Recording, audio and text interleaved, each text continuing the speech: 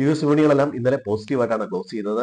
Market open ചെയ്തത് മൈനസിൽ ആണ് close ചെയ്തത്. പ്രധാനമായിട്ടും വ്യാപാര യുദ്ധം തുടരുന്നു എന്നുള്ളതാണ്. ചൈന കരാർ ലംഘിച്ചു എന്ന് ട്രംപ് പറയുന്നു. അതുപോലെ ചൈനീസ് വിദ്യാർത്ഥികൾക്ക് വിസ നിഷേധിച്ചതും ചൈനയിലേക്ക് അയക്കുന്ന ചില മിഷണറികളും സാങ്കേതിക വിദ്യകളും അതിലൊക്കെ നിയന്ത്രണം ഏർപ്പെടുത്തിയിട്ടുണ്ട്. അതുപോലെ ചൈനയ്ക്ക് ചിപ്പ് ഡിസൈനിങ് സോഫ്റ്റ്വെയർ നൽകുന്നതിനൊക്കെ ഒരു നിയന്ത്രണം ഏർപ്പെടുത്തുന്നുണ്ട്. ചൈന തിരിച്ച് റയർ എർത്ത് മെറ്റൽസ് അമേരിക്കയ്ക്ക് കൊടുക്കുന്ന കാര്യത്തിൽ ചില നിയന്ത്രണം ഏർപ്പെടുത്തിയിട്ടുണ്ട്. വീണ്ടും വ്യാപാര യുദ്ധം തുടരുന്നു എന്നാണ് പറയുന്നത്. ഈ ആഴ്ച തന്നെ ട്രംപും ആ, ചൈനീസ് പ്രസിഡന്റും തമ്മിൽ സംസാരിക്കുന്നു എന്ന് പറയുന്നുണ്ട്. അത് മാർക്കറ്റിനെ സംബന്ധിച്ച് ഒരല്പം പോസിറ്റീവാണ്. പക്ഷേ ഇത്തരത്തിൽ വ്യാപാര മത്സരം നടത്തുന്നത് മാർക്കറ്റിന് നെഗറ്റീവായിട്ടാണ് എടുക്കുന്നത്. ഇന്നലെ യുഎസ് മാർക്കറ്റ് അതുകൊണ്ട് നെഗറ്റീവായിട്ടാണ് ഓപ്പൺ ചെയ്തത്. അതുകൂടാതെ റോയിറ്റേഴ്സിൽ ഒരു റിപ്പോർട്ട് വന്നിട്ടുണ്ട്. യുഎസ് അവർ ചർച്ച നടത്തുന്ന രാജ്യങ്ങൾക്ക് വേണ്ടിയിട്ട് ഒരു ലെറ്റർ ഡ്രാഫ്റ്റ് ചെയ്യുന്നു.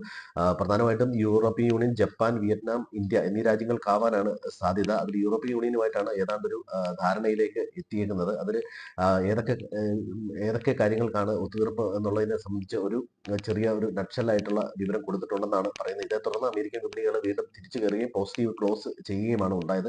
എങ്കിലും ഈ വ്യാപാര യുദ്ധത്തെ സംബന്ധിച്ചുള്ള അനിശ്ചിതത്വം മാർക്കറ്റിൽ ഉണ്ട് എന്ന് മനസ്സിലാക്കുക. ഇനി ഇന്ത്യൻ മാർക്കറ്റ് നോക്കുകയാണെങ്കിൽ ഇന്ത്യൻ മാർക്കറ്റ് ഇന്നലെ വീണ്ടും മൈനസ് ആയിട്ടാണ് ക്ലോസ് ചെയ്തത്. രാവിലെ നല്ല രീതിയിൽ മൈനസിലേക്ക് പോയെങ്കിലും മാർക്കറ്റ് അത് തിരിച്ചു കയറി. ബാങ്കിങ്, മിഡ് ക്യാപ്പ് ഓഹരികളൊക്കെയാണ് ഈ മുന്നേറ്റത്തിന് അധികം സഹായിച്ചത്. സ്റ്റീൽ അലുമിനിയത്തിന് ഏർപ്പെടുത്തിയിരിക്കുന്ന ഈ താരിഫ് അത്തരം സെക്ടറുകൾക്ക് ഒരു വീണ്ടും നെഗറ്റീവായിട്ടുണ്ട്. റഷ്യ ഉക്രൈൻ യുദ്ധം വീണ്ടും എസ്കലേറ്റ് ചെയ്യുന്നത് മാർക്കറ്റിനെ സംബന്ധിച്ചിടത്തോളം ഒരു പ്രശ്നമാണ്. സ്വർണം അതുപോലെ ക്രൂഡ് ഓയിലിന്റെ വിലയൊക്കെ വീണ്ടും ഉയരുന്നതിന് ഇത് കാരണമായിട്ടുണ്ട്. അത്തരത്തിൽ ഒരു ഗ്ലോബൽ ജിയോ പൊളിറ്റിക്കൽ ടെൻഷൻ മാർക്കറ്റിൽ ഉണ്ട് എന്ന് മനസ്സിലാക്കുക. ഇനി നമ്മൾ എഫ് പൊസിഷൻ നോക്കുകയാണെങ്കിൽ പ്രോ ട്രേഡേഴ്സ് വീണ്ടും ബുള്ളിഷ് ആയിട്ട് വരുന്നുണ്ട്. അവർ നല്ല രീതിയിൽ കോള് വാങ്ങിയിട്ടുണ്ട്. ഈ വാങ്ങിയ കോള് കൂടുതൽ വിറ്റിക്കുന്ന റീറ്റെയിൽ ട്രേഡേഴ്സ് ആണ്.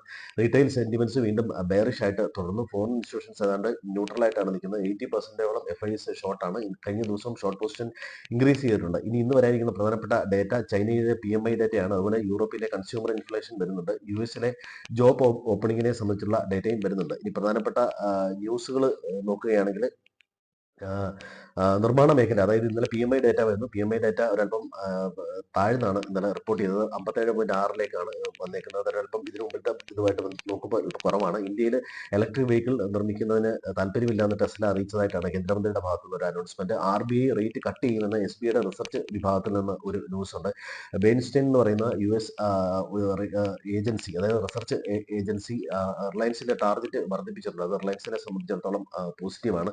ഉപരോധം മറികടന്ന് അദാനി ഗ്രൂപ്പ് ഇറാനിൽ നിന്ന് പ്രകൃതിവാദ ഇറക്കുമതി ചെയ്യുന്നു എന്നുള്ള US ഡിപ്പാർട്ട്മെന്റ് ഓഫ് ജസ്റ്റിസിന്റെ ഭാഗത്തുനിന്ന് ഒരു അന്വേഷണമുണ്ട്. ഗ്രൂപ്പ് ഇത് നിശ്ചയിച്ചിട്ടുണ്ട്. ഇതൊക്കെയാണ് പ്രധാനപ്പെട്ട ന്യൂസുകൾ. RBI വീണ്ടും പലിശ നിരക്ക് കുറയ്ക്കാൻ സാധ്യത. GST പോസിറ്റീവാണ്. GDP ഡേറ്റ വന്ന പോസിറ്റീവ്